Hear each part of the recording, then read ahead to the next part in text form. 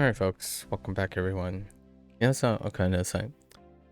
今日は55日目です。It is day 55. Got a couple from yesterday. Our greatest hits.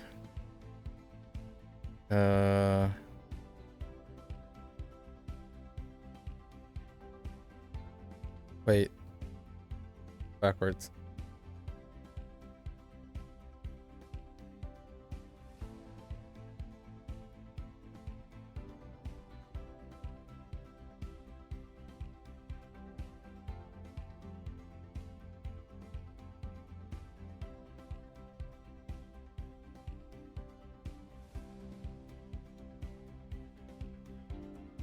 Okay, so that's it. Pick a gate.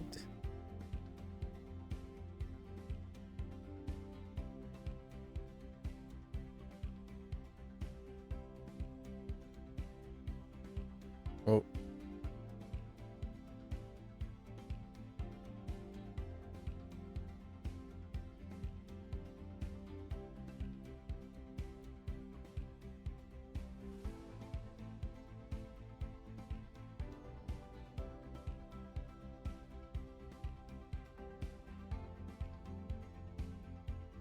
Kushami sneezing.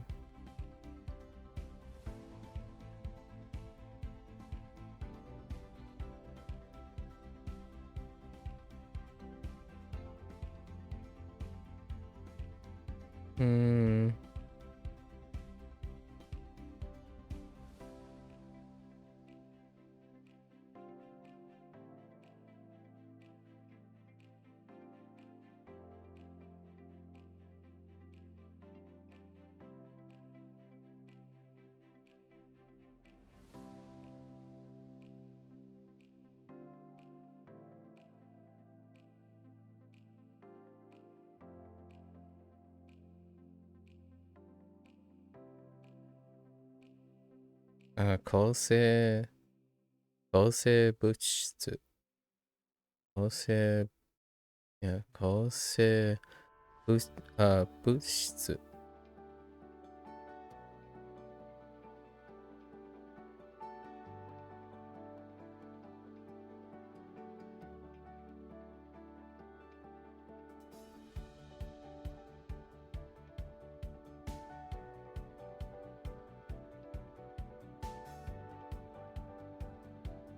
Antibiotics.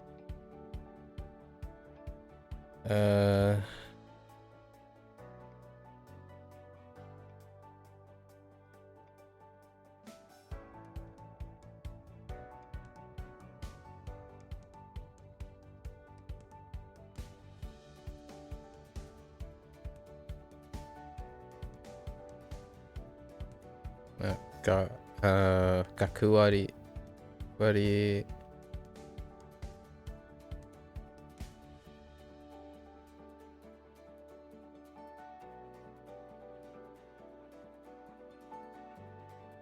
Student discount.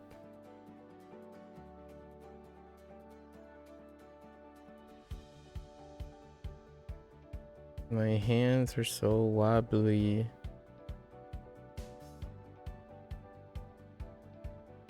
Okay.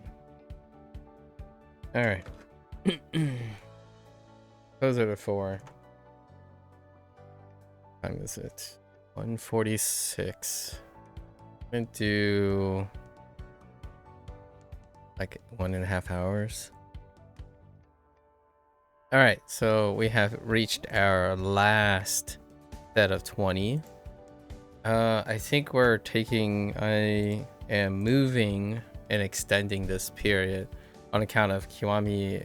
The Kiwami 3 and Dark Tides thing actually took much longer than I expected, and it's gonna be extended into March. So we won't start the N4 group until April. We'll take the time in March, because I only messed around with Cram once. The opportunity is really tough. Like, the workload is immense with the last things. So at the moment, we're kind of just trucking along here. getting our lessons in to see our familiarity with the exposure, like re-exposure, and then stacking our reviews until we find time. So I don't think there's anything that is releasing in April. In March, I didn't plan anything. So that's useful.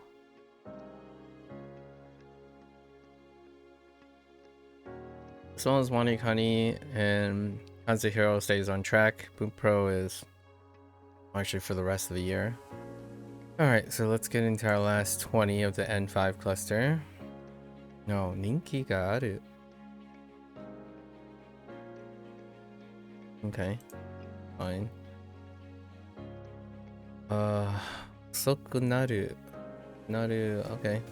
As a phrase, so they use the... Okay. So part of the N5 vocabulary is to have phrases. Oh, I see. Because this would be an adverbial phrase, or I would call it an adverbial phrase, where there's a noun, verb, and a adverb with it. Okunaru. Hence, 一年に一度 wait, 一年に oh 一年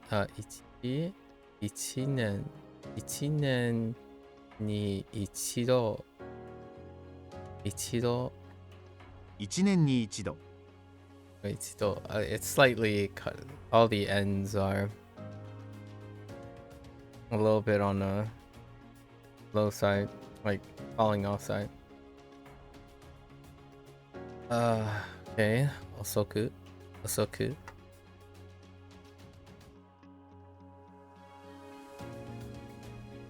Sega 低い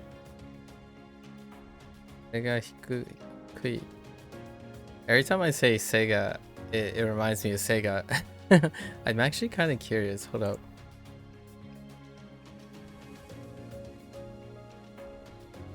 Oh, all right. Yeah, that would make sense. It's just Sega.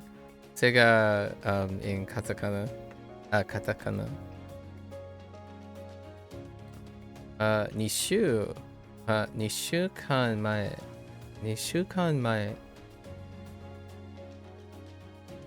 Makes sense. Right, 2 weeks ago. Line number? Yume. Yume.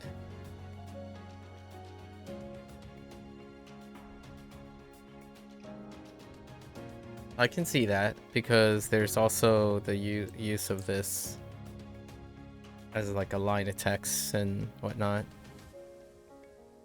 Interesting. Gyo, no, not Gyu. Gyome.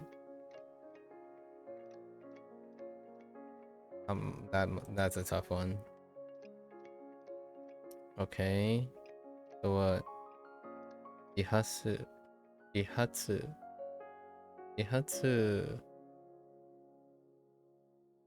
Next to parting.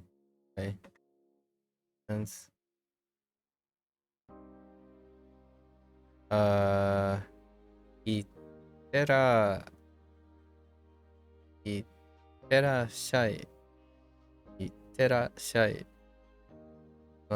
Itera shai.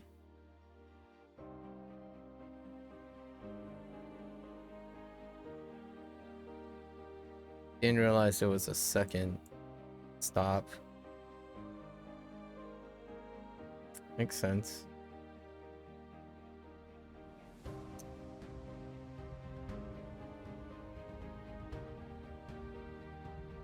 Katai ho. Kata. Katai kata. Katai kata. Katai kata. Katai kata. Always kind of on the low near the end. Katai kata. Kata. So hard, good, hearts, compel. Oh, no, heart. Where's the word? The kata part is katai. Katai part is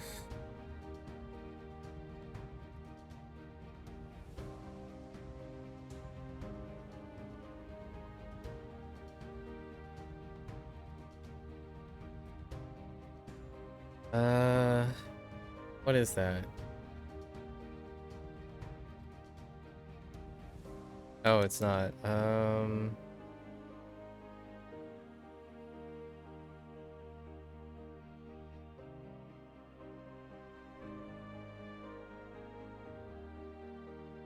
Not yet. But it's still hard. If oh, you know what? That kind of makes sense. If I think of it as still. Okay. Interesting. The written expression is interesting.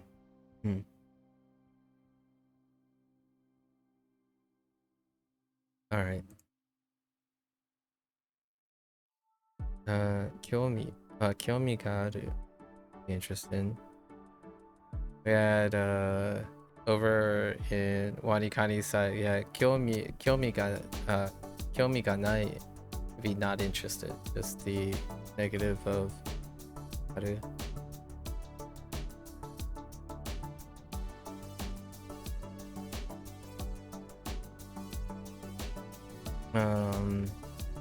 Ogenki-de. Interesting. Ogenki-de.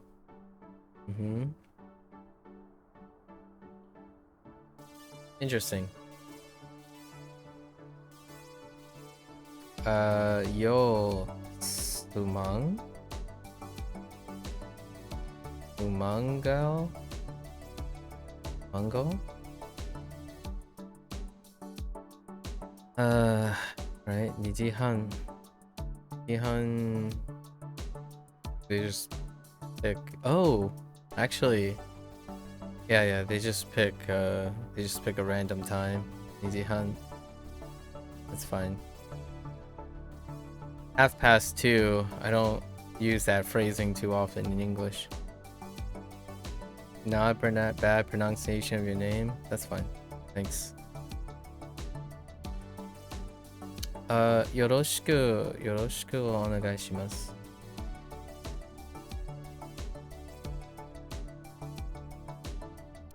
I have a fever. 熱がある.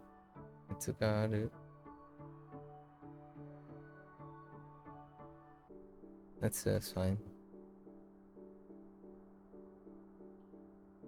つまらない.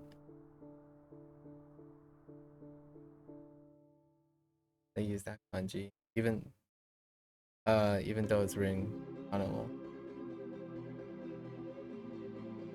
Tomorrow's your Japanese exam, by the way. Okay, thanks for informing me. What type of Japanese exam are you taking? つまらない. Which character did they use?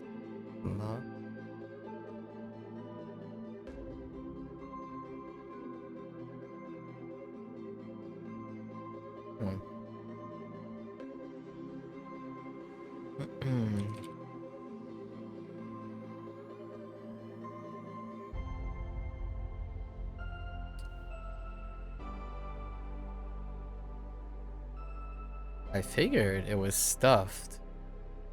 Interesting. Not stuffed?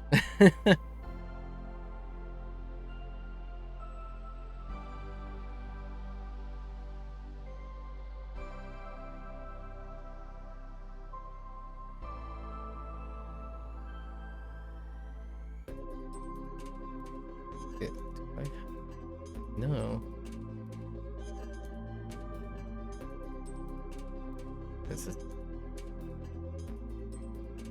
This is kind of alone most of the time. awfully boku. This is just excess. Anything in excess or unexpected. Boku. Good enough.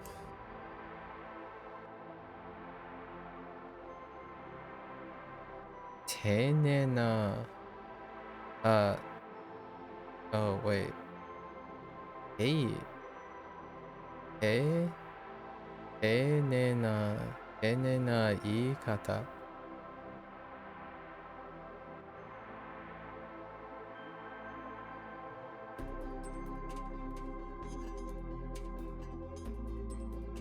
Interesting. Yeah, so this is a polite way of saying.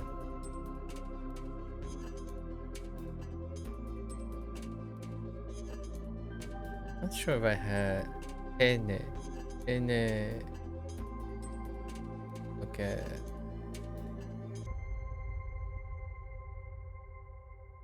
Street for a moment.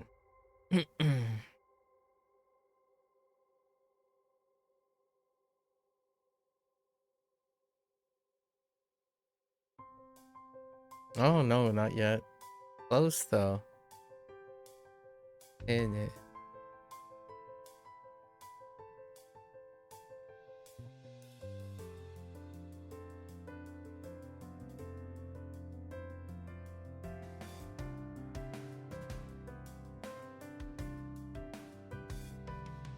Introduced as rather as opposed to peace. Interesting.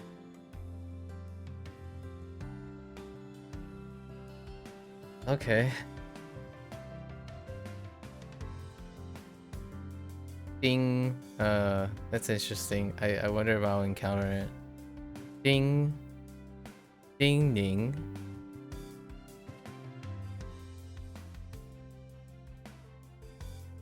Ene.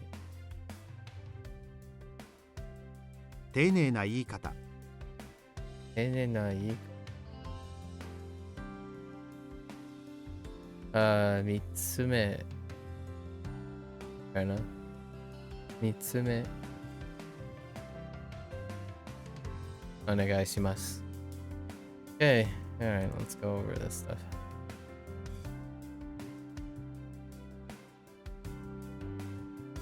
To have the quality of being well liked or well known.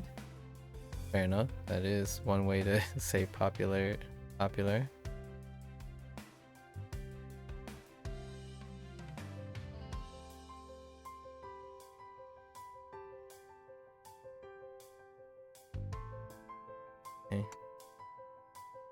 A phrase which describes that something is going to become behind schedule. Definitely one way to describe it.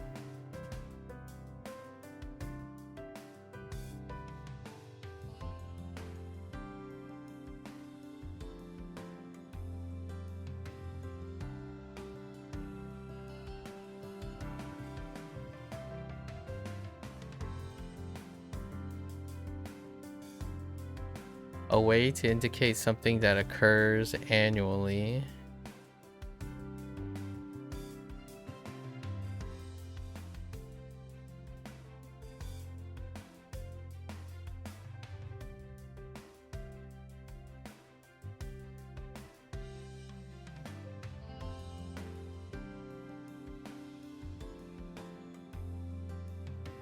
Okay. An adverb that describes being behind schedule or moving without sufficient speed.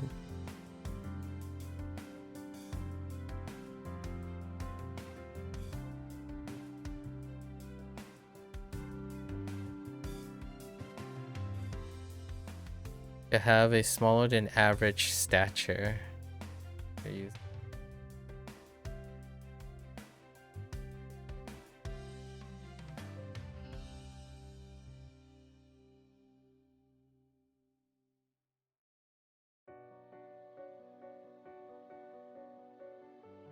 Around 14 days prior to the current day. Arbitrary pick in time frame.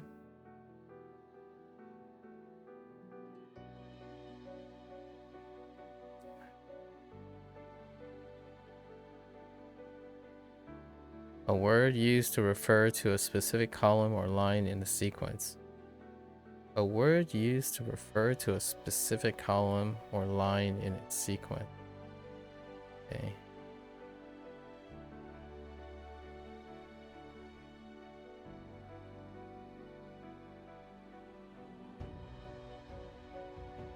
I see.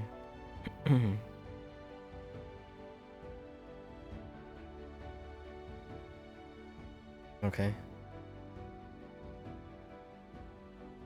A train that will come directly after the current train scheduled to arrive. Right.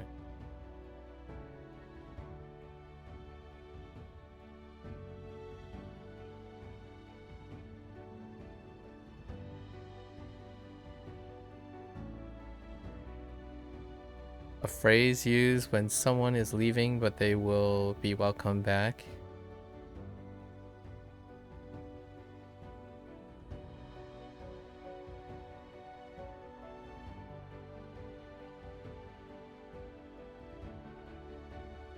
I think the breakup is...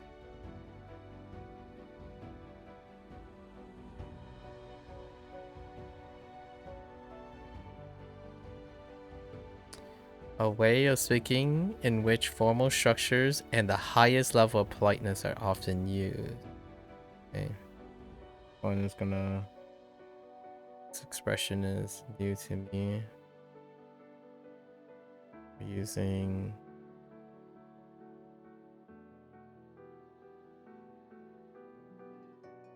then we... got that.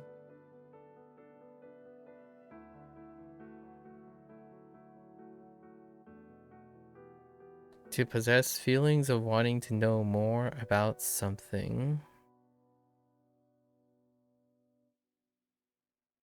Oh, just...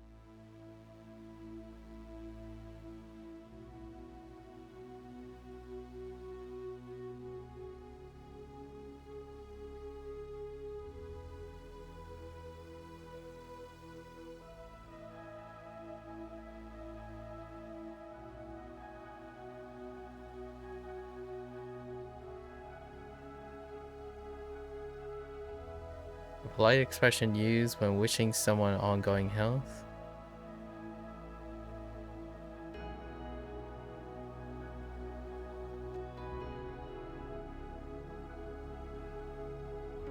Halfway through the hour two.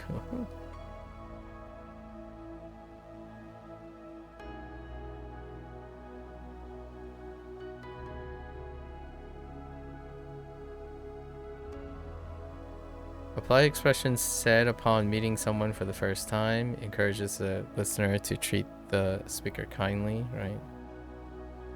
Polite.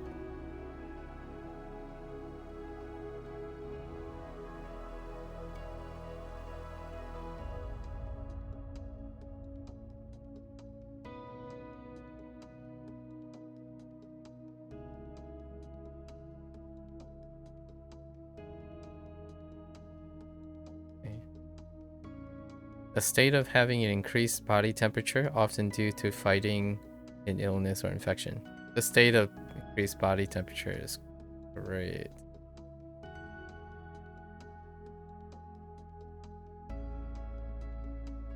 In the description.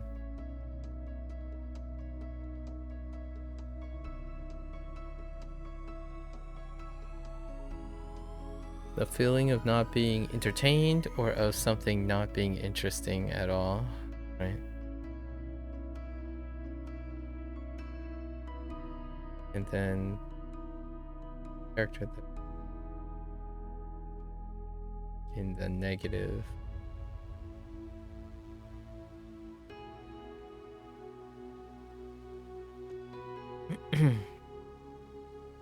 A common word used to indicate something that is an amazing or shocking event.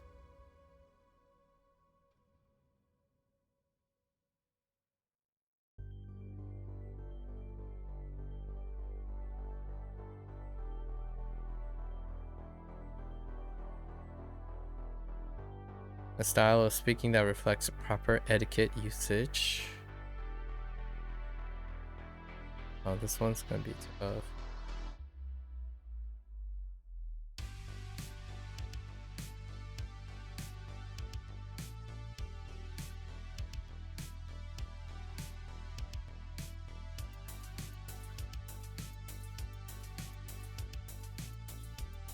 Okay.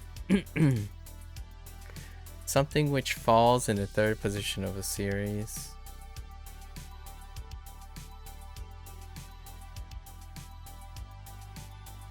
A polite expression used to indicate one's wish for another to do something.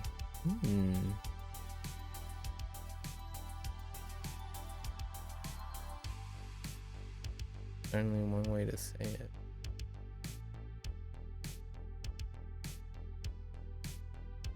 Because that creates the request. Alright. For our last group.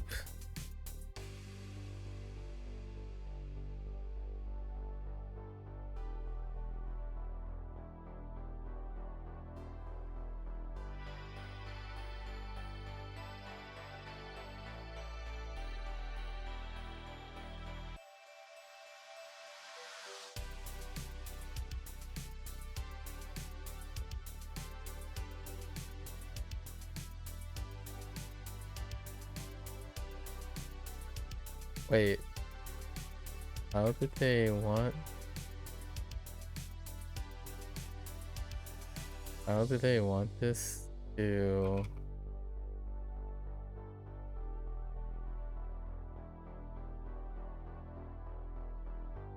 Already, there's already an N to it.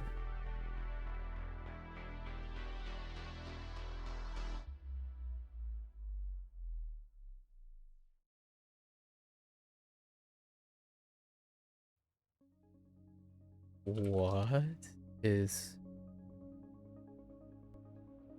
Oh, did I keep typing? 私は I 学校 kept で人気が typing あります。 key, not key. That was my typo problem.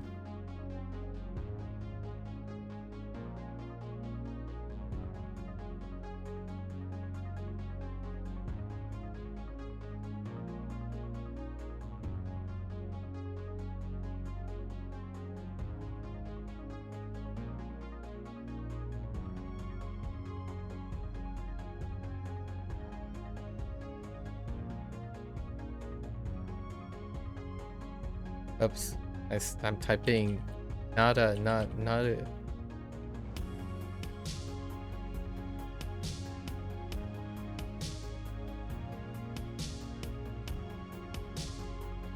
Or maybe just...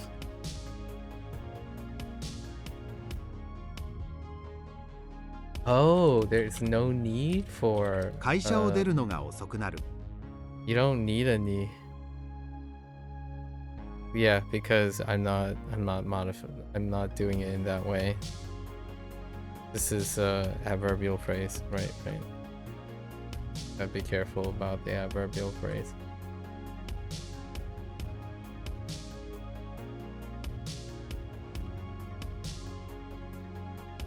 誕生日は1年に1度だ。 Okay.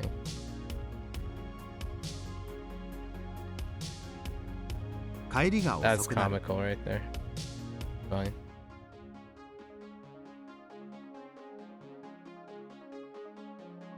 彼女は背が低いです。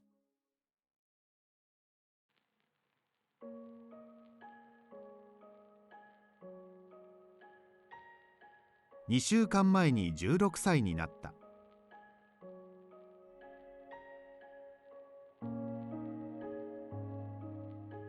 教科書の2行目を読む。 Okay.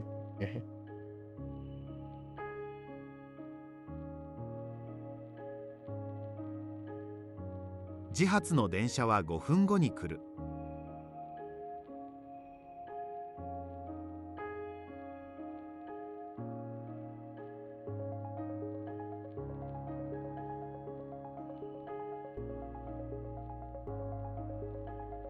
いってらっしゃい。気をつけてね。 Two phrases together.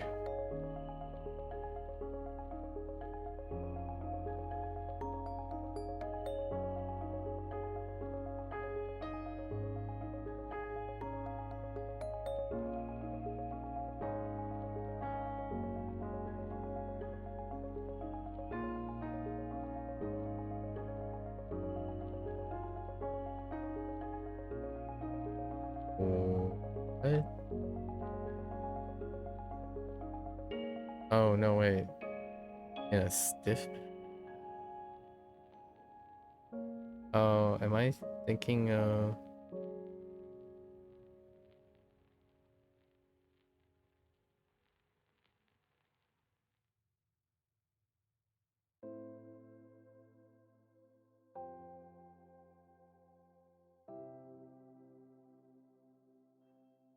I not thinking about the right one?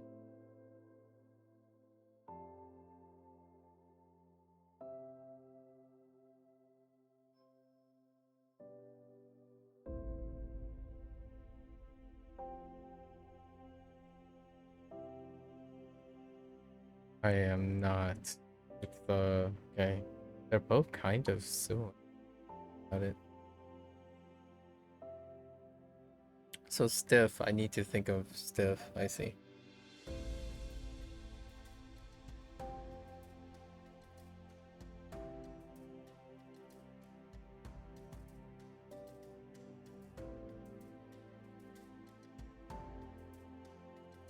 "硬い言い方で話す」。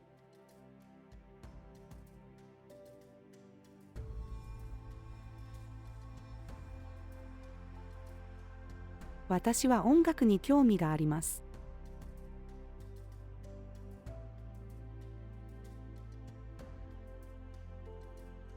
また会う日までお元気で。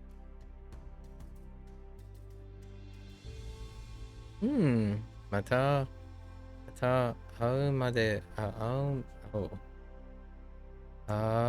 う日まで。Interesting.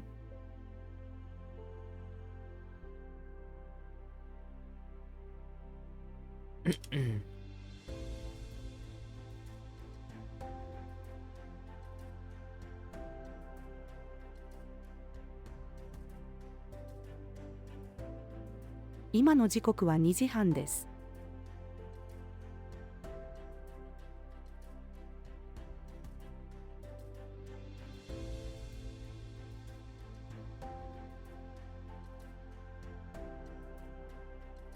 咲子です。よろしくお願いします。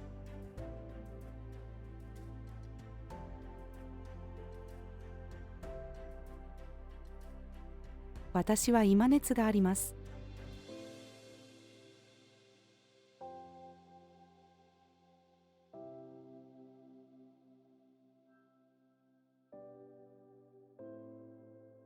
この映画はつまらない。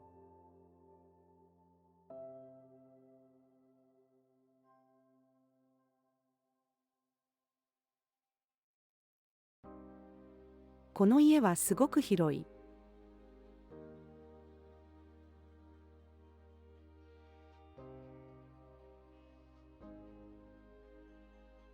丁寧な言い方で話す。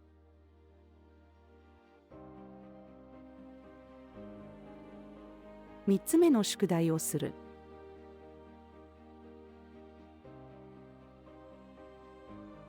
ここにサインをお願いします。Alright. How much time do we have? Say about 34 minutes? 44 minutes? Alright, so today would be our day's end, right? For our vocabulary, our N5 group. Oh, yeah, I see how that occurs.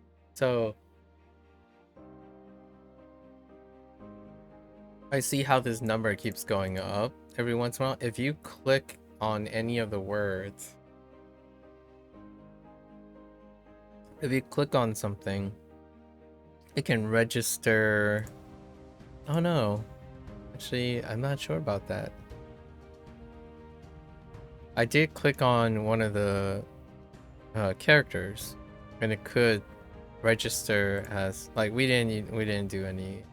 We don't have an N4 deck active, but that is the summation, and then there's 3 missing because of some counter issues.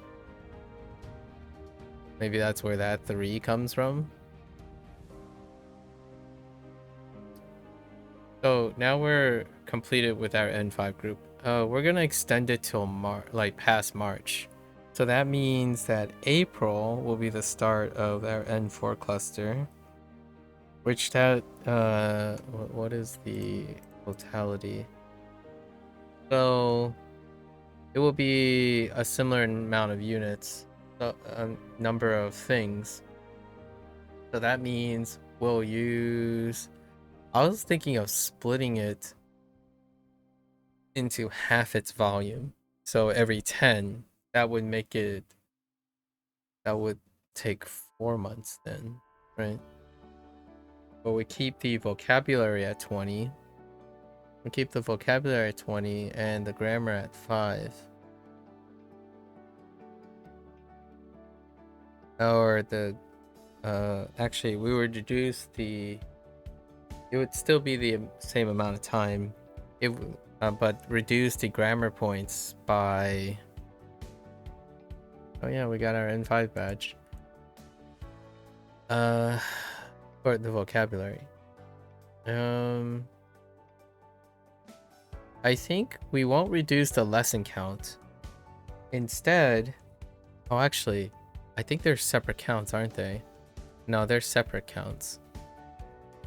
So actually, now that I look at the volume, we can keep the vocabulary at 20. We're gonna reduce the amount of grammar points to 3. Let's look at the grammar breakdown. Oh no, there are more grammar points in the N4 group.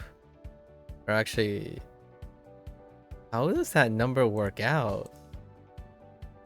Wait, how? Hold up, 178. Oh yeah, that does work out.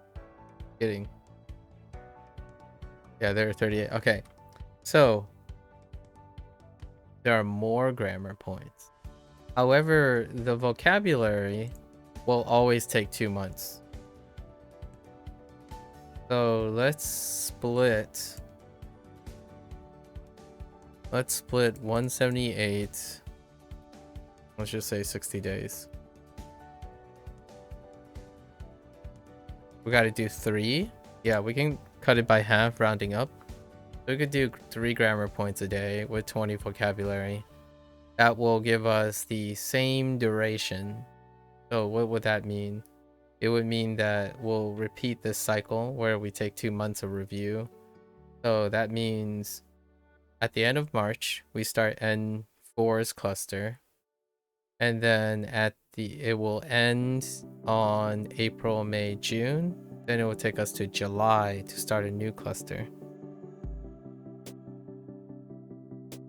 That can be tough because we're gonna run into October. October is Inktober. So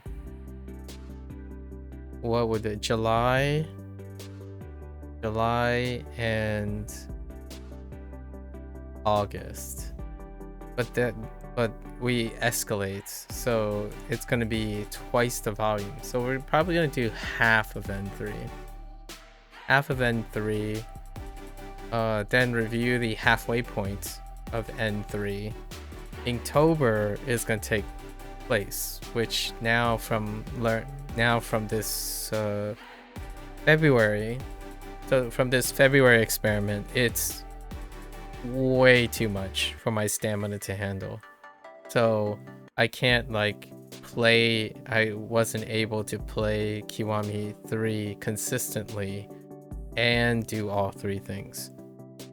There is a big factor though that's coming into play, because July is when Hanzahiro and Wanikani enters maintenance. There's also another factor that I must consider in N4. So here are the things that I need to consider. We might not even do reviews today, actually. Probably the grammar reviews. Do we have grammar? I have 22 grammar points to go over. So right now, I have... I should be summarizing this, actually. I'll probably do a summary thing in March. So now that we've completed this, March 1st, the plan is that March 1st, which I have, what? 4 days to prepare? I have 3 days to prepare. March 1st, I'm probably gonna try to do a summary, so a tentative take. It's kind of incomplete because I didn't get a chance to do the other practice stuff. So March 1st is... maybe we wait. I think we're gonna do it on April 1st. So because I really want to use the other functionality before doing the summary. So N5, technically the end of N5 is going to be April 1st. April Fool's Day, I suppose. Something's releasing on April Fool's Day. I don't remember what it is. A video game is releasing on April 1st. Anyways, so N5N will be officially April 1st, not March 1st. Because I still need to make time for all the practicing. Like messing around in Bunpro. However, that also means that April through June, or we could technically say through till July 1st, will be the new N4 cluster. And there's a wrinkle in all of this because like this section, so the N5 section was from January, right? N5 was from January to April 1st.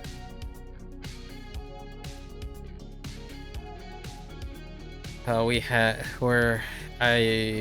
have Kiwami. We placed Kiwami 3 and Dark Tides during that, and it was really rough. Like, my days are weird. Like, today I had to take a nap. Like, I am very tired. So doing 4 things, which is approximately like 11-hour days, are rough on me. So we're still gonna have these on and off as the March thing until like Wanikani and Hanzahiro overlaps, until they go into maintenance. So for now, this April period, there's one other thing. So Wanikani is gonna have a schedule change coming up. Let's see. Wanikani in 2 days is gonna be level 40. And the thing is, there's going to be a schedule, it's going to change. There's going to be a delta at level 45. This is because of other people, telling me this though. Which then I'm planning because the volume is going to go up. So right now we have plus 2 days. Then that'll be 41, or it'll be 40. And then we have 5 more levels, so that's 55 days.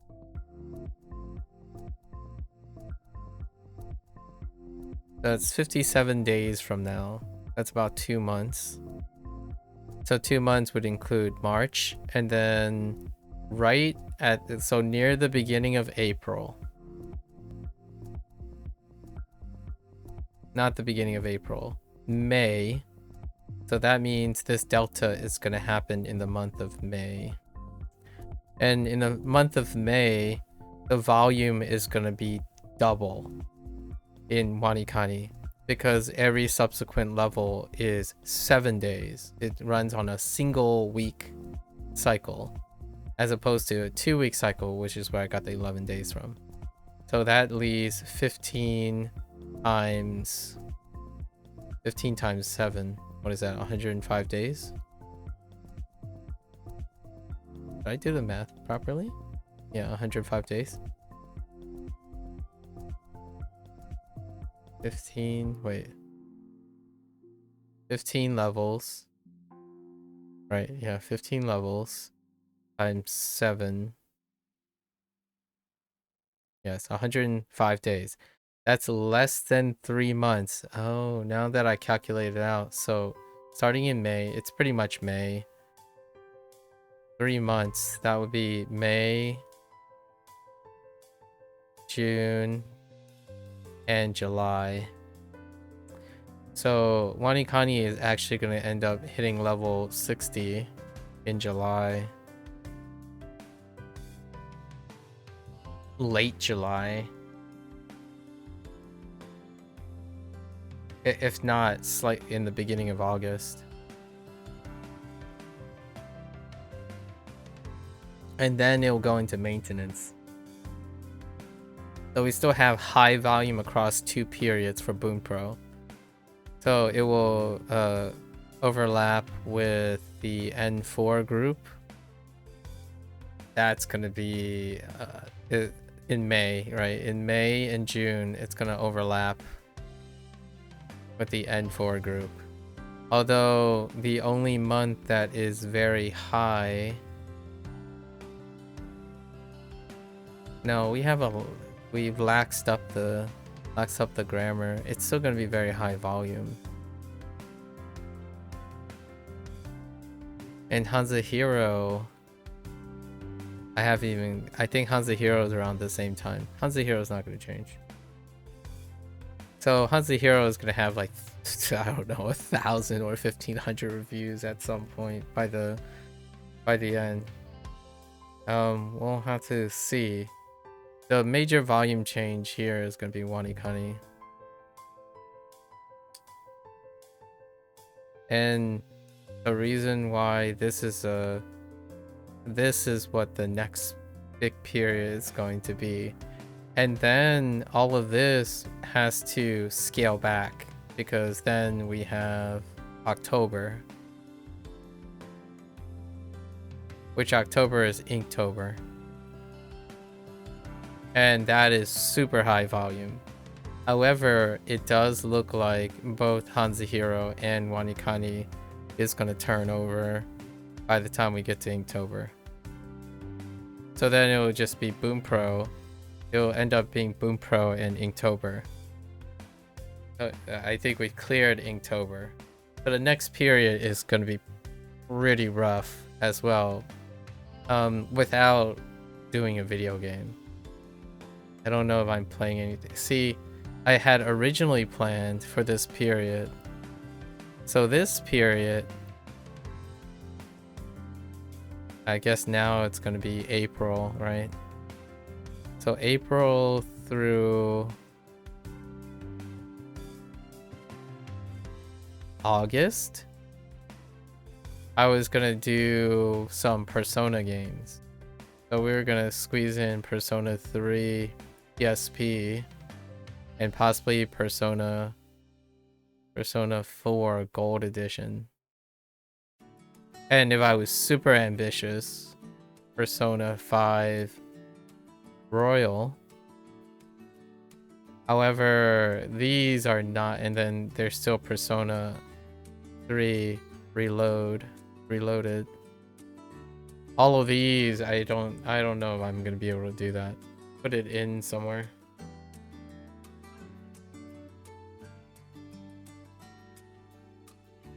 Way too ambitious. I think for now, we're still gonna play by ear. Yeah, this February is ending in 3 days, so, or including 4 days including today, I suppose. The rest of today. Like I'm slowly barely all my excess energy and excess time is like evaporating. So I know that if I continue to do whatever I'm doing now into March, I'm gonna fall behind. fall behind, not in like studies or anything. It's not like anyone is telling me to do these things. I'm gonna fall behind in stamina. Not gonna recover for recording purposes. So we're gonna have to scale back a little bit and see where we can squeeze time. I'm already squeezing time. That's why there's 508 here. And then Hanzihiro, yesterday we kind of did an extra push. So Hanzihiro is like at 200 something. And today, I mean, we still haven't completed Wanikani. Wanikani. We still haven't completed Kiwami yet.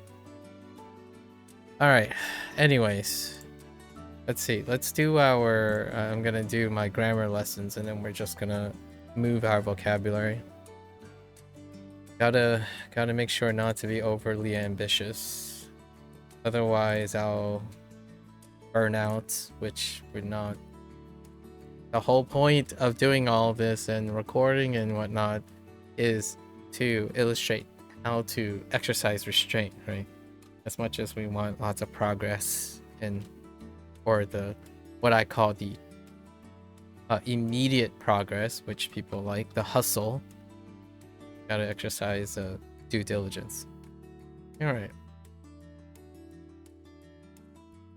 Hmm. これは丸いです。 That's fine. Why is that Ted there? Oh. Huh. That's kind of a giveaway.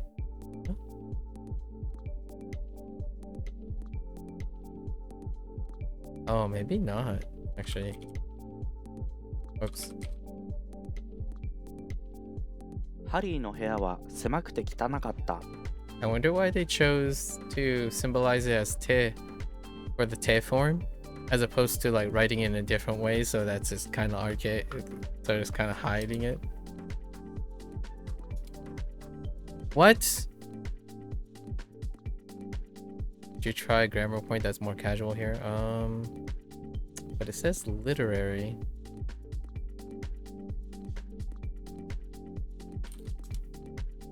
Oh, whoops. More polite? Alright.「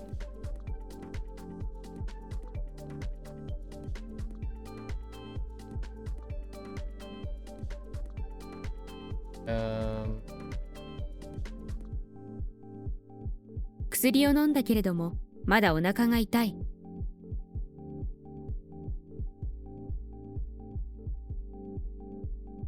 Different grammar structure, the one that... Okay. Oops. The one that... Normalization... Okay.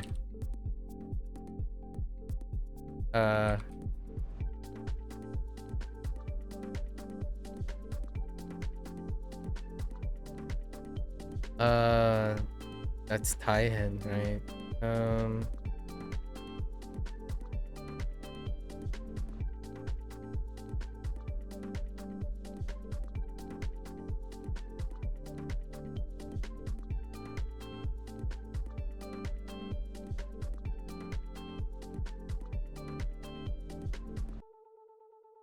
Can you add something before? Oh yeah, because of the... 大変なのは忙しい仕事。 I somehow forgot the na even if I wrote double two. Okay.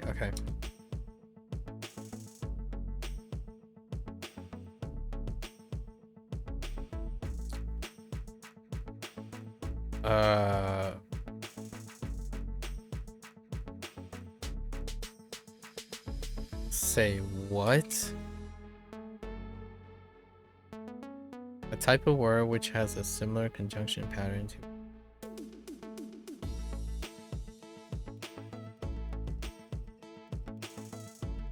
Like...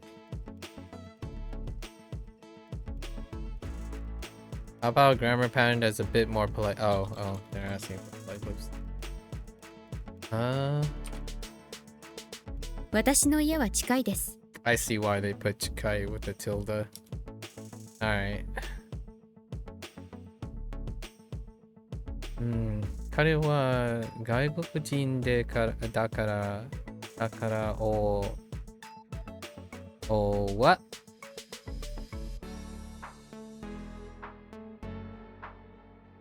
箸を使う下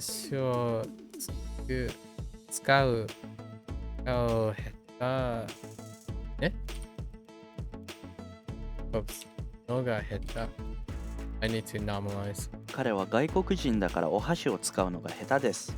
because he's bad at doing that.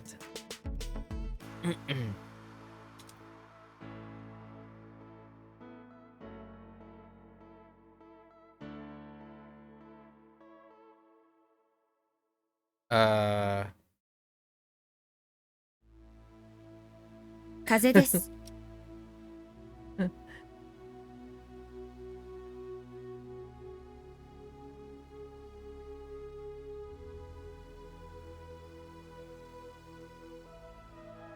電話番号を書いた紙をもらった。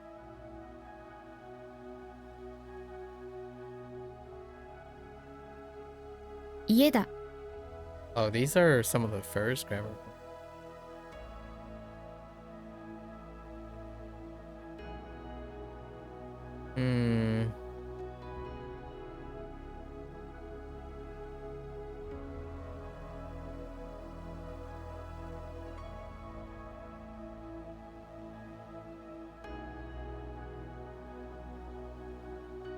Could you try another way of conjugating this structure?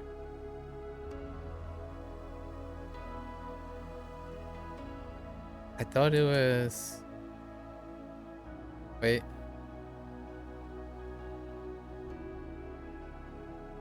Hey.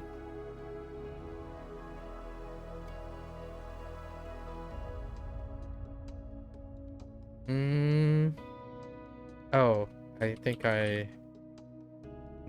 Hey.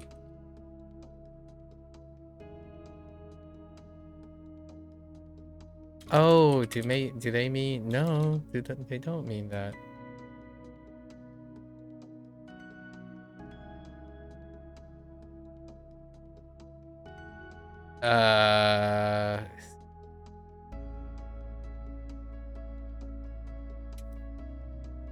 No.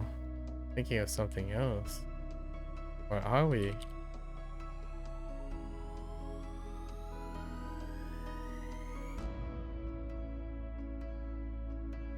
I mean, try another.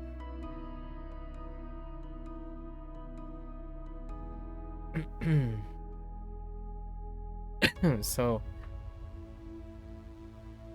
another way to conjugate.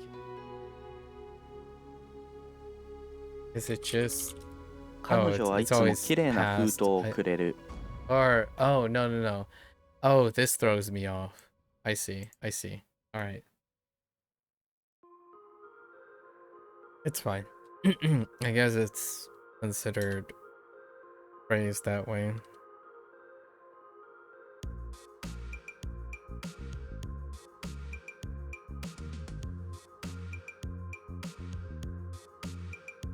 I think this is probably... So we want to negate...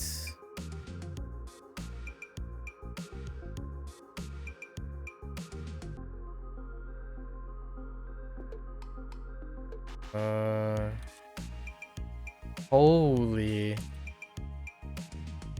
So like...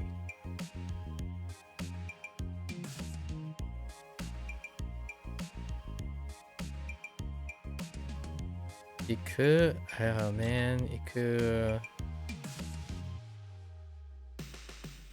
Iku is irregular.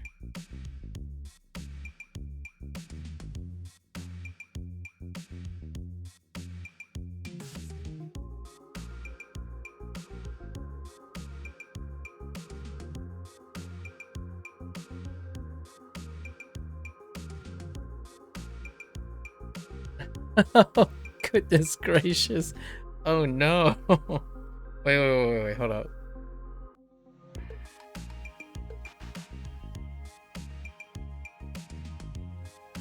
right? I'm thinking of the right thing, but uh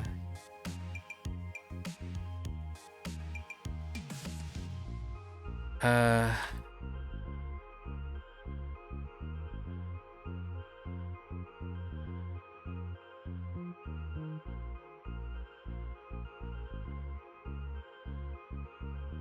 could you try a grammar point that is more whoops. I used a polite form. あそこの公園に遊びに行ったことがないでしょう。 Okay. Right, because iku is irregular.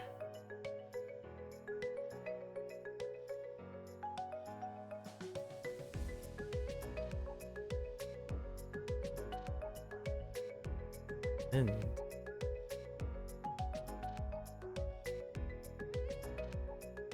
potential polite. So, I don't think I have any other forms or tenses. Do I of this? I think it's tsumori da yo. So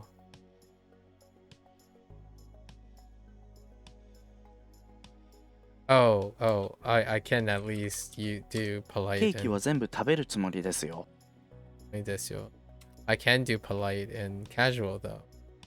Good point. 明日は月曜日です。駅のホーム。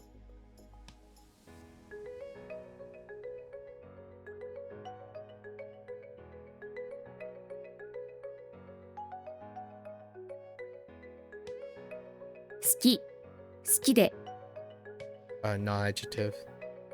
Non-adjective conjunctive. あれは朝ごはん。 Self-explanatory. それはギターです。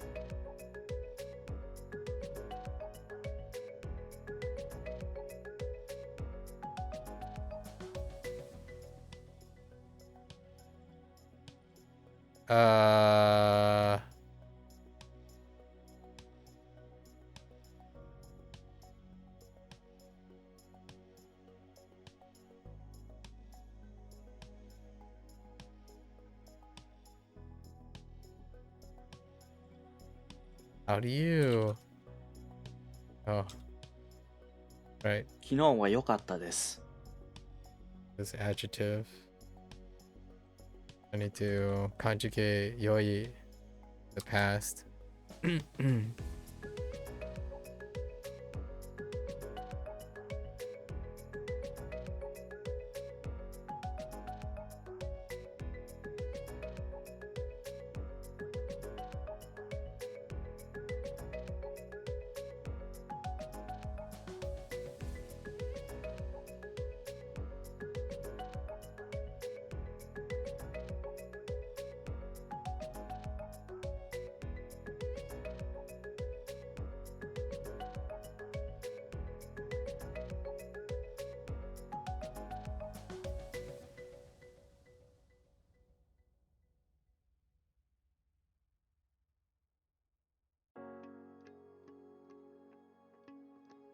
電車は毎日午前11時頃に来ています。 That's a bit rusty. Okay, and kudu is also irregular. And then iru would be how to form the progressive. And then you have to conjugate it to the polite.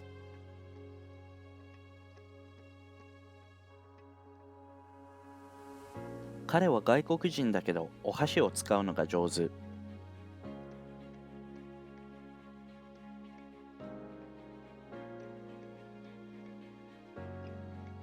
君が優勝したから車をあげる。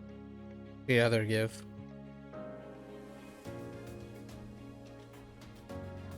田中さんも有名です。 Okay. What was the roughest one? The roughest one was actually the roughest thing was because all of the choices were irregular. Yeah, all the conjugations, most of the conjugations were irregular, which is good. Have to do that. So I guess this will usher in the next couple days, which we're gonna be doing vocab reviews until our nose bleed. Honestly, I'll probably be able to catch up in 2 days. And then we'll really lean into this while trying to still juggle our Kiwami stuff. I would say I'm about 3 or 4 sessions. It's probably going to be a solid week before Kiwami 3, the Chinese playthrough of Kiwami 3 is complete, and the completion as well. And I don't know yet if we're gonna play it in Japanese or wait until the spiritual successor to Kiwami 3, like the spiritual Kiwami 4 shows up in the 2 years. I'll think about it. So for now, that 486 looks like 2 days. It could be a single day. I mean, I'll probably stagger it between Bunpro and Hansuhiro, and so we can leave some time for practicing. This concludes our N5 group, right? So the idea is right now, I was trying to condense it. The optimistic outcome for today, or for the month of February. So originally, the month of February for Bunpro was the practice experiments.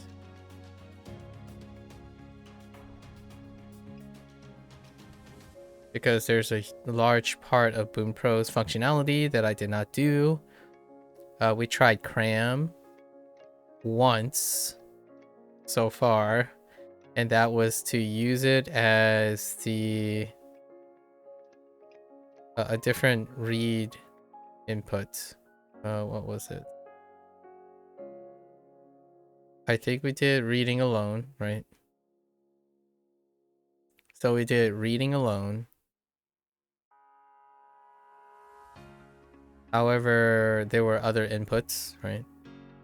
We have listening and flashcards still. So we did that once, but there's still listening and flashcards to see if there's any change. I think the flashcard one is going to go pretty quick. So these still need to test. And then we can then determine, and with this, the default input is what we have done the whole time. So review is already on default, which is, they call it the input style. So then we can determine how we can decide on one or all of them to cycle to work on our different inputs, right? Our different to work on different input. And on top of that, right, there's still like the JOPT practice thing, which actually was originally planned for March. This was originally supposed to be March, and then specifically just the N5 stuff, right? That's the whole idea of taking the extra month to do the JOPT thing. And then we have reading practice, right? There's still reading practice. And reading practice is passages. These are passages. So different. And then there's Kaijugator.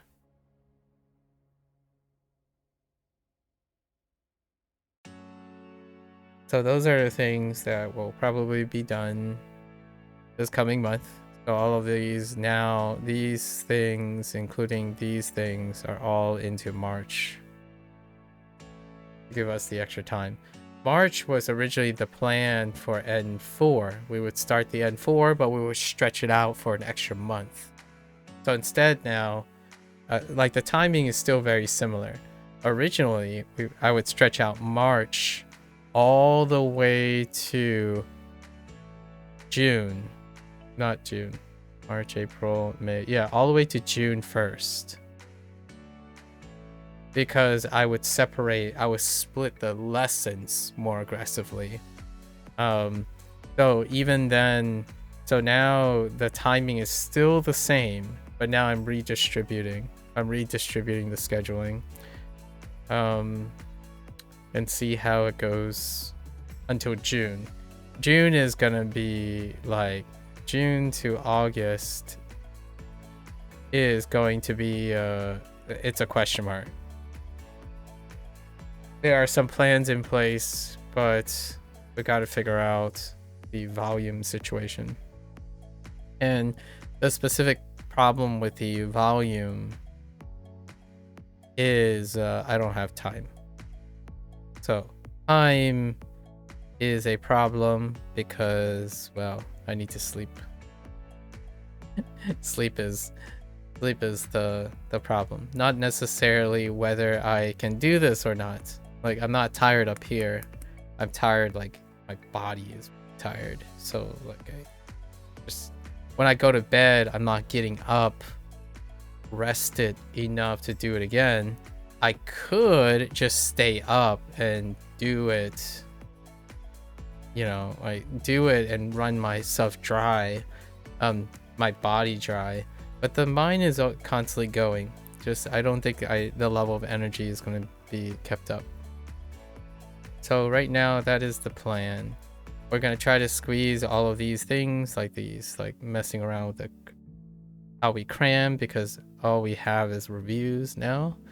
And the grammar needs to be reviewed. So all these review formats that we're talking about, they are going to be grammar focused, right?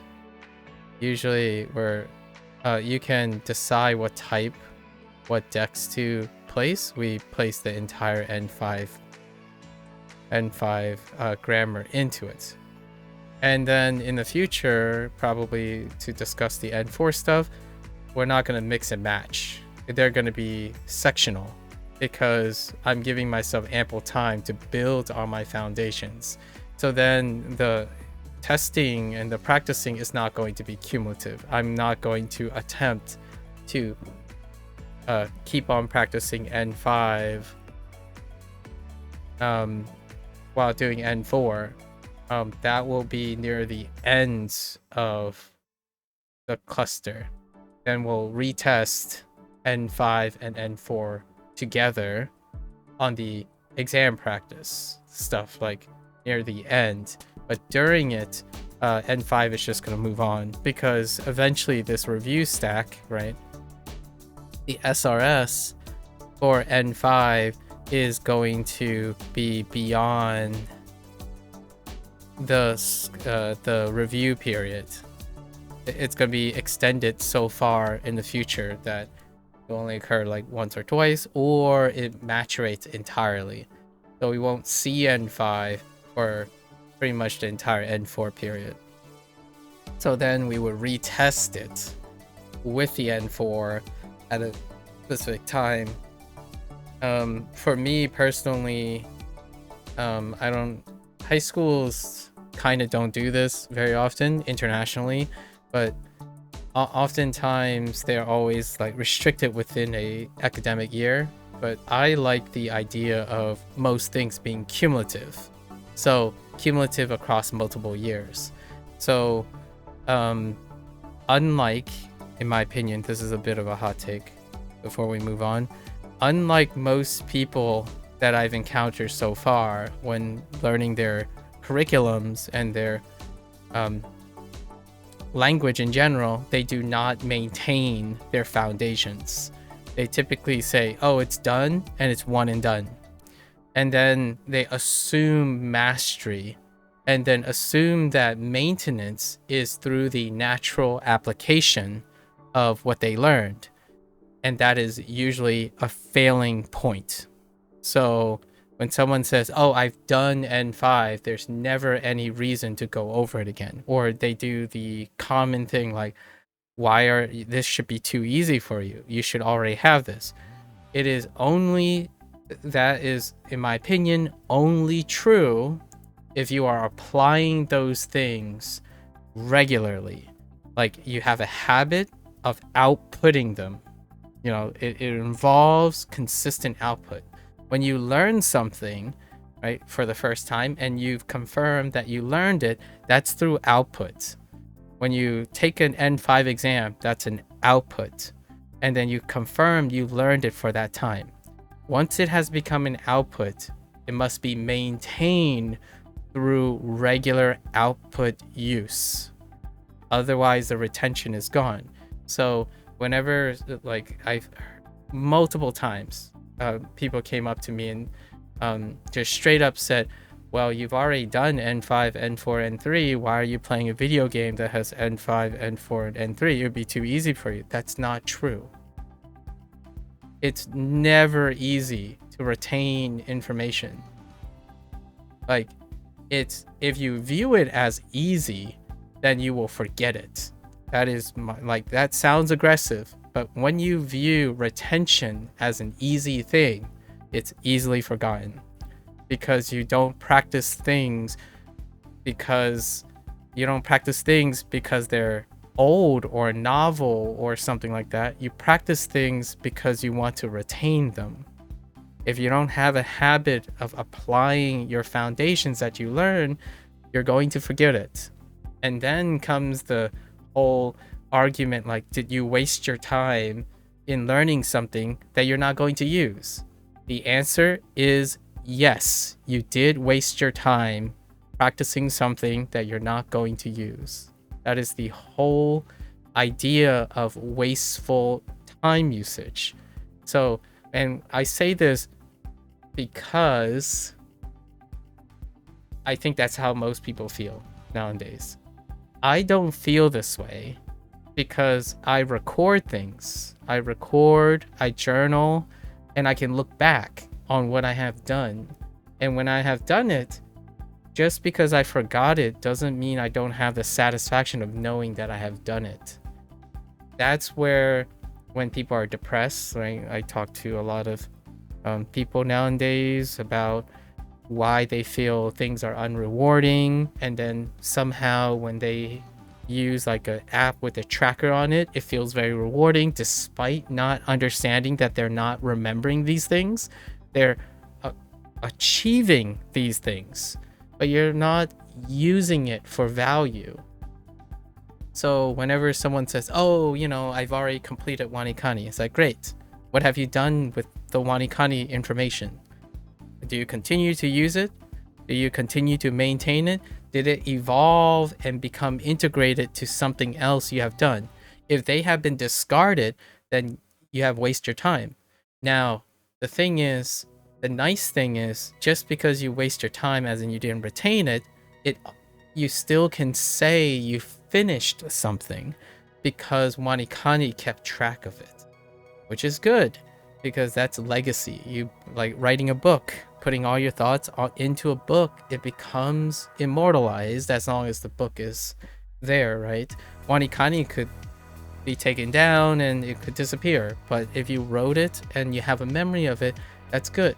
What's in the memory, right? All the things you learn in there, if they disappear because you chose that they're not important anymore, then they are gone. They are not there anymore, right? And you are left with your record or your history. So that's kind of what I want to emphasize here whenever I'm thinking, because I still technically haven't finished any project I started. At first, there was a temporary Duolingo finish, like one of the things was like Duolingo Chinese, but now it's not. It's unfinished because they've expanded it. That's the idea of retention. You don't know when your skills are going to become useful again if you're not using them, nor if you're aware of them anymore. So you need awareness for them and also maintenance for them in order to retain them. And a lot of times that is where the value is, because if you do not output, I don't care if you, like, in my opinion, it's irrelevant whether you spent 99.9% of your time inputting. Until it reaches a state of output, there's no value gain. In my opinion, emotionally, there's no value gain from not outputting. So the the JLPT exams, excellent way to gain legacy. When you finish the JLPT exam, that is a record of you achieving something. It is not a record of you gaining consistent value from it, right? When you finish your N5 JLPT exam, or whatever exam this person who stopped by mentioned and then didn't answer my question, when they finish that exam, it is a record. But the moment you decide, oh, I finished the exam and now I'm just going to move on, and none of the things in that exam matter anymore, that's when whatever you learn for the exam no longer has value. It will never produce more value. It will be unimportant. And in the future, if that ever comes up, you'll never see the value until you relearn that stuff. So whenever you move on, which is what high school students do a lot, and I'm emphasizing that college students do this less so, and then graduate students and professionals do this even less so. They generally always carry and retain and maintain all the fundamentals that lead into their steps.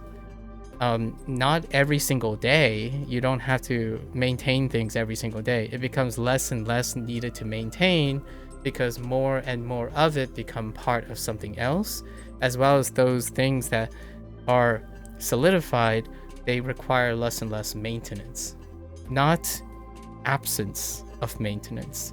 So whenever I think about the early days when high school, I'm going to try to project my old high school ways, or like other high school students or anyone online when they're learning something. It's often that when they learn something, they hope the next thing is not cumulative, because the old stuff that they need to retain is tedious, too easy for them, and not important anymore. So whenever you say something is not important anymore, then it's not important anymore. And then when you question yourselves, like, why is this harder? The future thing is harder. You may not be aware anymore that the thing you think is not important was the reason why it's hard. So that's kind of the pit that I find a lot of people doing, because retention, the hardest part in my opinion, is retention through output. The second hardest is retention through creation. Those are the two that I feel is the end game, quote unquote, the end game. Not that it is the most important, because if people talk about goal-oriented things, they think that the end is the most important. The end, just like the process in the end, is the hardest, because it doesn't end. Maintenance doesn't end until you decide it's not important anymore. Then it can never produce value, and you will not become aware of it anymore. So whenever someone says, oh yeah, I don't remember what it was like when I finished the N5 JLPT, of course you don't. I don't either, because it's not important anymore. You have decided to yourself that when you finish an exam, it's not important. I don't favor a single point in time. So if I pass an exam, it would be the last thing I remember. Like, what I mean is, I don't attribute all the other time. The exam is only a small portion of the hard work, the hard part, the thing that you can't substitute, which is to retain all the things that are valuable to you, right? So if you're saying, oh yeah, I finished N5, now I never have to go through N5 again or look at N5 things, then in my opinion, when you go and speak Japanese or write Japanese, it will become apparent later down the road that you're going to have gaps in those things. Like, you might be thinking, no, I'm not, because I'm always going to practice my N5 through the use of N4 and N3. That's not true. That would mean that N3, N4 is logically overlapping with N5 concepts. What's the point of having N5, N4, and N3 concepts if they overlap? That means you're learning N5 concepts again. That is the reality. So the reason why N5 is still stuck in your brain is because a lot of the N4 and N3 concepts might require you to output N5 concepts. That is the objective truth. Not that you never need N5 again, or that you're beyond N5. I think I've had this comment made maybe the last, as long as I remembered, honestly. Like, when you get to college, anyone who's under you oftentimes say, like, why are you still, like, why do we need to know these things? It's because I still use them today. Like, when someone says, oh, well, why do I need to remember mathematics? Like, this stuff, I'm never going to use them. It's like, well, if you don't think they're important and you're not aware of them, then you'll never use them, period. Whether they have value or not later is dependent on if you retain the skill until then. You may never use them, for sure. I totally agree when, you know, those min-maxers out there who believe that they can predict the future and that none of their skills that they deem useful or they deem will not be able to use, that's called avoidant behavior. The goal is that in the future, you're going to avoid those things if they show up. And you're going to avoid them because the default is, oh, I don't have the skill, so I don't need to worry about it. And when does that happen? Often when you're in a professional career. When you go there and you either own up to your skill deficiency and learn it all over again, or you avoid it and become an unprofessional train wreck. Unless that's like your goal, then feel free, or you avoid it and compensate by being successful enough to hire someone else to do it. That's perfectly fair argument.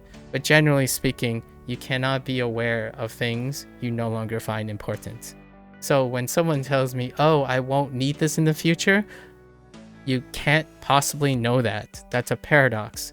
If you decide now that it is not important, it will fulfill itself as not important in the future, because you're not going to be aware of it either. So whether it's important or not, questionably in the future, if you choose that something is too easy for you, beyond your expectation of time, then it's never going to be important. How does this relate to this plan? I have plans to keep N5 in the rotation because it is important. The reason why I'm saying this is largely because I get really worried or concerned that if someone interacts with me in the beginning and maybe like we stuck it out and we know each other for 2 or 3 years, I don't want to be the person personally to tell that person like, oh, you remember 2 or 3 years ago when you said this is not important and like you're better than this and you never have to go over this stuff again. I didn't voice my opinion because it's not my place. But if someone knew me for 2 to 3 years down the line, I don't want to be that person to say like, hey, you still have to keep up with this stuff, because much like your memories of me and memories of our friendship over the 2 or 3 years, it must be repeated in some way. It has to be integrated into maintenance. Otherwise, yeah, some things will fall by the wayside. Like, I don't remember all the events that I spent with my best friends, but I remember the ones that are important because I talk about them every once in a while. Otherwise, you'll forget them. And that's kind of why my schedule is a little bit wonky, because I need to make time to make sure that all these things are staggered and repeated. So the N5 must be foundationally solid so I can make time to focus on N4 stuff and then retest N5 and N4. And it goes back to my analogy about high school and exams. Whenever, in my opinion, I encounter youth, it's all about I've mastered something because you learned it for the first time. That is truly something that is a life lesson. When you master something, it's only the beginning. When, like, the moment you master something, or the moment you remembered something and got a perfect score or got whatever score you passed, that is the very beginning, because now you have the rest of your life to maintain and use that to get the most value out of it. The moment you say you mastered something and you say, now I don't have to ever do it again, is the moment that thing that you spent time doing no longer has any value. It will never generate value either.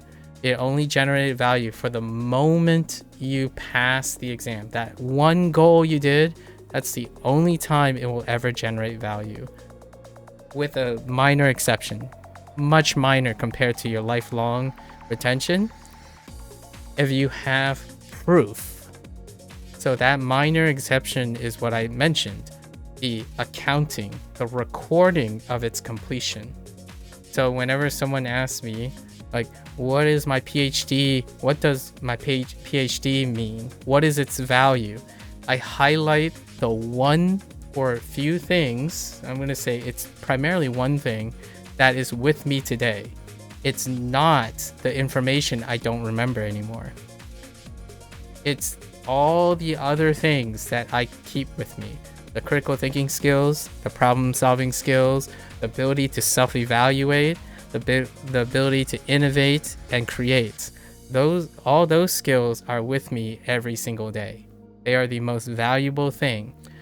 Getting that PhD and passing that one exam is like a blip in the radar, right? It's a blip, it's a recording, and it will provide some value. Like, you know, when someone says, oh, do you have any proof of spending a long time working on a problem? Yes, my PhD is proof, but let me show you all those skills. If you hire me, I can use all the skills that it took to get that one piece of paper at that one time, but I can show you the 7 years, and those are all the skills you keep. So to me, that's where, in my opinion, I really am. I'm gonna try to be sympathetic, but I do not empathize with people like I meet online or young people that I talk to, when emphasizing that when they master something, they never have to do it again or never have to maintain again. I think that's something that I'll put my foot down. So if I am going to invest in someone, investment requires time, and time requires maintenance and retention. I'm not going to be that person that told you, like, you know, you come around and you say, oh yeah, I passed the N5. Now I can just move on to N4. It's like, how are you going to maintain your N5 knowledge? Like, it's not just you're moving to N4. The idea is you're going to practice N5 and learn N4. You're not going to N4 and just say you're focusing on N4. I kind of grow a little wary and actually kind of disappointed. Not that they're doing something bad or good. I think it's a life lesson that occurs very regularly. I don't know if the internet is gonna delay that growth. I think it's a natural part of learning that will come to light when someone invests in multiple skills. The idea that maintenance, retention, diligence, consistency are legitimately the hardest part. Not because they are hardest part intrinsically, like objectively they're the hardest part, is that the current landscape, like the current society, like how you learn and how you depict progress, it makes it so your skills are fine-tuned in progress of completion, not progress through maintenance. So what is the biggest difference? Progress of completion is permanently positive. Progress of maintenance can be negative. That's how I know for sure that the majority of people view progress as a form of completion. When you complete something, it's permanently positive. That makes sense, right? If you get a degree, it's permanent. When you get another degree, it's 2 degrees. When you pass an exam and then you pass another exam, that's 2 exams you've passed, not 1. It never goes backwards. Like, you unpass an exam, it can't go backwards.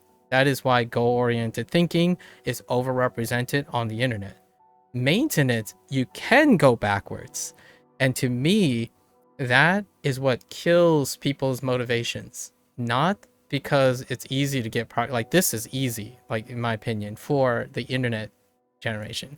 This is easy, which is good. It's still helpful. It's part of the equation. I'm not saying one or the other. Both. You need both. The problem is one is not represented. Maintenance is not represented. When you pass something and then you get worse over time, like when you get to N4, like when you get higher and suddenly it starts dragging because you get weaker and weaker in everything before it. You get weaker and weaker in your foundations while you're pushing further and further ahead. That maintenance makes things feel like you're treading backwards. All of a sudden, one day you're looking at something that's easy to you, or you think it's easy and it's below you, and you're like, I don't understand.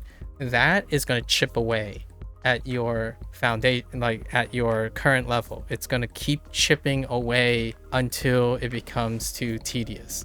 And what happens is that you use avoidant behavior. Most people will use avoidant behavior because foundational stuff is beyond you. You're too good to practice foundations. And to me, that's exactly how people treat Japanese when they understand how to communicate in English. That is so not true. It is, to me, so obvious that the poor English communication translates to poor Japanese communication. So, like, hey, you never have to learn how to communicate again or talk to other people because you've already done it in your native language. So when you go and learn a new language, you never have to worry about how to communicate. And yet the first obstacle that I hear is, man, what do I say even though I know how to say it? How do I not sound aggressive or like me if I know how to say it in Japanese now? It's like, do I imitate someone so that I know how to communicate again? Like, well, you don't, if you knew how to communicate and maintain your English communication, because you can then use it as a reference for your Japanese communication. But in my opinion, now I haven't met someone who has ever given me a clear distinction that they're maintaining their communication skills in order to transfer it or use it in their target language.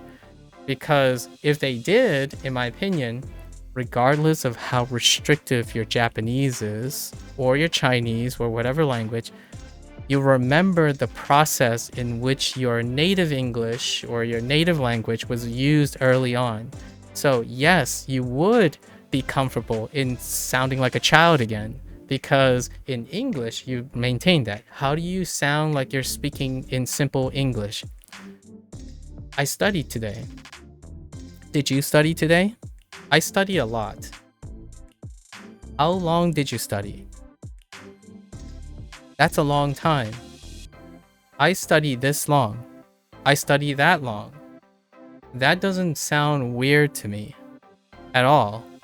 Because there's a time when you have to be short with someone, and then there's time you can do a very complex conjugative phrase that is dependent on while you're doing something else, right? That's a very long conjunctive expression. But the thing is, since you don't practice communication anymore with your native language, then you get to relearn all of that when you're learning Japanese. You have to relearn how to use simple sentences. You have to relearn how to conjugate independent clauses without using conditionals, right? All of that, in my opinion, is what drags people down so hard. Because in my opinion, it's not a problem it's not a problem that came out of thin air. It's a problem that the person created themselves. Your fundamentals in understanding how language and expression happens in communication is one of the fundamental reasons, in my opinion, that when learning a target language becomes laborious for reasons that you are not aware of. Because you don't think communication is all that important anymore. Like, yeah, great, you know how to use English, but you talk like a turd, basically. Like, hey bro, yes bro, come on bro, like, bro, by the way, bro, I asked a question and then I made a comment, and you don't wait for a response in order to make a comment. So if you learn another target language, that's your default. Like, you're not just magically going to become a conscientious, well-spoken Japanese person when you lack that communication skills in your native language. How do you expect to practice those things? Like, you know what I mean? Like, that's the center core of what I'm saying here. If you don't practice those skills and they come up and they become a problem, you have to relearn all those skills. I am not, in my opinion, and this is a humble brag, I'm not concerned that I would have a better time using the Japanese to communicate with other people, because most of the skills that I spend time maintaining is learning through communication in English. So naturally, when I go to learn Japanese, I focus on how to use Japanese to learn more Japanese, because that is my natural skill response. I learn to ask questions, learn how to get information from people as my primary motivation. A lot, I would say the vast majority of other people will have to learn to discover that on their own again. Or they just avoid it because they're not aware it's a problem. Like, whenever someone says, oh, I'm really nervous. What happens if I screw up Japanese? How do I recover from it? It's like, well, if you use your native language as a form of learning, you would know exactly what to do, because that's how people learn in communication. So the first thing I learned is all of my routines on how to ask a Japanese person to clarify, right? Because in English, I do that all the time. I'm not too smart or too intelligent to not ask questions and admit that I don't know something. I practice that on a daily basis. When someone says, oh, hey, are you aware of this? It's like, I'm not sure. Can you tell me more about it? Right? So then I would learn how to express that in Japanese. Like, oh, can you slow down a little, right? And explain this particular word. Those are normal things for me. And yet those are the cringiest. I'm going to use the word cringe because that's kind of how the Gen Z group use it these days. It's cringe to not know something when you start talking. Or it's insecurity or is worried that you have to know everything before you open your mouth.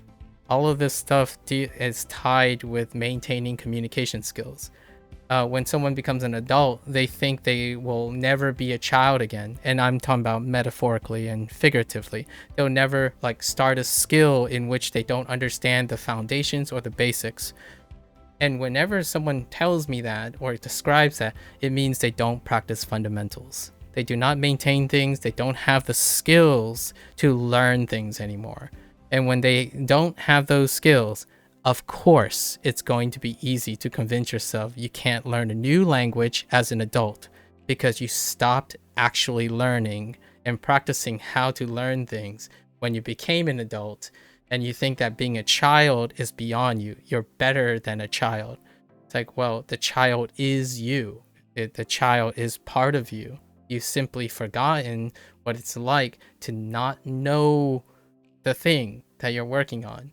And learning a new language is that barrier. The moment when someone's 50 years old and they say, I'm too stupid or I'm too old to learn a language, I believe them. I sympathize with them. I don't empathize with them because I spent most of my life learning, and learning requires all of the fundamentals. You got to communicate again. You got to learn how to use your mnemonic devices. You got to learn how to critically think again, self-assess. Like, all those things come back. You forget all of them, then you spend like 80 to me, I think you actually spent like to the people that I'm talking to, obviously not everyone. If you're constantly, when you start a new skill and you spend like 50% of your time troubleshooting and asking yourself, how do I plan this? How do I plan that? Looking for more advice, that is all the time that, in my opinion, I gain because someone tells me I'm wasting my time on mnemonics. I'm wasting my time on how to understand how to learn things in different ways. Where you lose time, I gain time, right? Over time. Like, the learning curve is shorter for me. Now, is it worth it? Neither person is going to gain a massive advantage. I'm not saying that it will gain you massive time advantage. I think you actually get to the same place. The difference here to me is, for myself, I'm happy all the time about learning. I don't find it tedious because my skills rely on something that's objectively going to take longer. Like, this is not a double standard or a subjective point. You spend more time of your life maintaining something you learn than learning the thing itself. Learning is easy, it's fast, it's a hustle. Like some people say, nah, learning is really long. Like, you know, it takes like 5 years or 6 years to get through N1. Yeah, and then it takes the rest of your life to maintain it. So there's a end game to people's end game.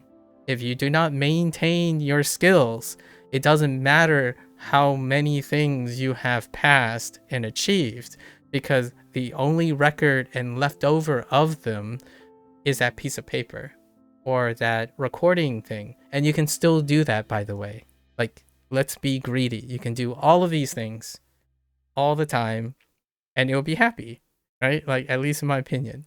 So yes, the maintaining part is my favorite part. I'm a bit biased because, well, no matter who you are as a human being, it's going to be like 80 to 90% of your time for the rest of your life, right? You acquire a skill, and now for the rest of your life, if you want value from that skill, you have to maintain it. And for me, I made that part my focus. Learning and stuff, I'm not the greatest learner. I honestly, like, what I mean is the greatest learning according to the internet. Learning is the acquisition of a skill. To me, learning is the acquisition of a skill and the maintenance of that skill, as well as using the output of that skill for the rest of your life. So whenever someone comes up to me and say output is not the most important thing, I subjectively disagree with you. Output is the most important thing if you're objectively evaluating it. And what I mean by objectively evaluating is the potential or the value of maintaining a skill for the rest of your life outweighs the time you acquired a skill. The value will substantially outpace the learning potential and reward. So to me, it's a bigger scope. I'm thinking of it as the process of someone's entire lifespan, right? You could make an argument, well, I'm only going to live for 2 years. Then you're correct. Your lifespan was longer for the acquisition of Japanese. That's perfectly fine. Like, there's a way to make this argument, like use my argument and the argument of the hustle and blend them together. That's if you're constantly learning Japanese, then it's the rest of your life. And I agree with you. You have spent more time learning Japanese than the rest of your life, than maintaining the rest of your life, right? That's fair enough. Then I would make a counter argument and say, while you're constantly learning Japanese, because of that constant learning Japanese, you have to satisfactorily maintain all existing Japanese that you have learned when you were constantly learning Japanese. So to me, it is still objectively saying the same thing, that most of your time is going to be dedicated to the maintenance of all the knowledge you've acquired beforehand. Constantly learning something is compartmentalized. When you go to learn, like when I go to learn N4, I have to know something before to learn the current thing. So regardless, you can't escape this, at least in my opinion.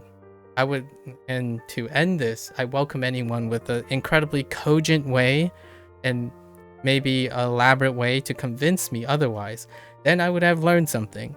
So for now, that's kind of my statement for why I'm planning all this. Like, this might seem like, oh, it's not that important. And I got this a couple of times where like, well, it's hard to predict these things. And it's like, well, yes, it's always going to be hard to predict how you're going to maintain your schedule and whatnot. It's part of your entire life. Keep on not improving it, like going throughout your life, not improving a skill that takes up like more than 50% of your life. I think that is negligent of me. So if there's anything I would want to impart and encourage other people, if they want to become my friends or like want to know me, is that the most important thing is something that I will iterate constantly. So it's to the point where even the least observant people that I have met, not a bad or a good thing, they just happen to not care, right, about the thing. They're not least observant as in general, they're least observant of me and the things I do. They would point out things like, oh, you've mentioned this before. It's like, yes, I know, it's intentional. It's like, man, you really like this topic that you bring up. It's like, yes, I know, it's intentional. It's not by chance. Like, a person who sees that and thinks it's by chance, like, man, you really like feel this out and you really like bringing up this topic as though by chance. And I'm like, it's not by chance, it's by routine. So I intentionally bring up things because they are important to me. I intentionally bring up things because I want them to know. So every new person I meet, I'm refining on things that I have already done. Otherwise, you don't get better. You get worse over time. So whenever someone says like, oh man, my social anxiety gets worse as I grow older, it's like, of course they do. You haven't worked on them. You always think that socializing skills, once you learn to socialize, like you make a friend, right? You make a best friend. You never have to make a friend again. So the next time if you lose your best friend, it's going to be very difficult to make another friend. The longer you have done that, the longer you have avoided that, the harder and harder it'll ever happen again. So you're banking on the idea that you never have to do it again. And usually I'm a little biased. I generally bank on that I will have an opportunity to use it again. Now, you could run out of time, which is kind of the antithesis, right? You can argue like, well, you're going to run out of time maintaining all these skills. Like, I know. That is the trade-off. So I have to choose which skills to let go, right? Or choose what parts of the skill that I want to retain. It's not full 100%. But I think it gets really really disappointing when someone says something and they don't hold accountable of what they do or say anymore. they rely on like a record keeper or a tracer or a tracker, sorry, not a tracer, but a tracker to remind them of what they did, but they have no accountability or responsibility of its value, and then say they do. So when someone says like, oh, I know Japanese because you passed the N5 and N4, it's like, yeah, that doesn't say anything to me. Like, you can meet someone who passed N1 and have forgotten all about Japanese because they don't apply it. Like, learning is not permanent. Maintenance makes for permanence or semi-permanence. Maintenance is how you guarantee that it's permanent or it still exists. So that's the message for all of this scheduling. I don't want this stuff to leave or go away. And yes, you still have to invest time in it, right? Wanikani is being shifted to Bunpro by the end of this year, at least by the end of this year. Hanzahiro is going to be shifted into all of these by the time that Duolingo is still around. You guys can discard Duolingo all you want. That's perfectly that's your prerogative. But the things that are important from my Duolingo experience is still here with me, and I refer to them time and time again, despite the chagrin of other people, right? Anyways, that's all I have to say today. If you're gonna watch this later, arigatou gozaimasu, right? As always, feel free to follow along, pick up Bunpro for yourself, give it a go. You're always welcome to come on by, offer an incredibly cogent argument against whatever I said today, defend your personal stance, I suppose, about maintenance and time. I'm all ears. Largely because that's how I learn. Conversation and communication produces transformative events between humans. I'm not sure about where AI fits into this, but you can also make an argument for that. Until next time, minasan mata ne. Ite kurete arigato. Thanks again. And I'll catch you guys on the next one. I'm gonna get up, stretch, take a quick bathroom break, and I'll be back for Hanzahiro. Thank you.